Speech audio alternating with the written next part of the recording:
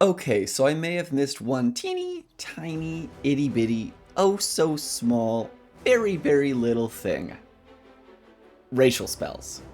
And the 1 to 3 time per day casting of spells that don't burn slots and may have different ability scores than your other spells. It's kind of a big thing. And so this is gonna go right after the big one in the playlist. These spells are exactly as they sound. They get tacked onto your spellcasting sheet, and I usually write a little racial next to them, or species, as they change the name to now. They can be cast a certain number of times per day, usually 1, or a number equal to an ability score or your proficiency bonus, or something similar to that.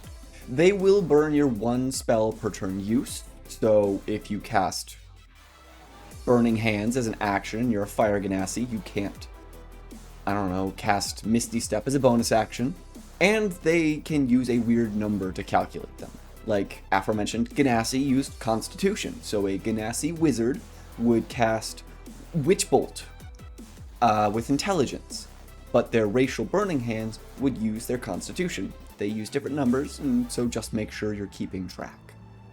They recover independently from your regular spell slots, so Tiefling Warlocks gain their Pact Magic slots back on a short rest, but their racial magic on a long rest. Sometimes these racial spells can use spell slots, so they get 1 free casting and then they can be used like a regular spell afterwards. However, this normally needs to be mentioned in the race's stat block. And for spells granted by magic items like a Staff of Frost, they also burn your 1 spell per turn thingy, and they cannot be used with spell slots. They recover when the item says they recover, and usually you can use your innate spellcasting ability scores, but sometimes they force you to use a specific one, so make sure to read them closely. Now, come One D&D, things are going to change.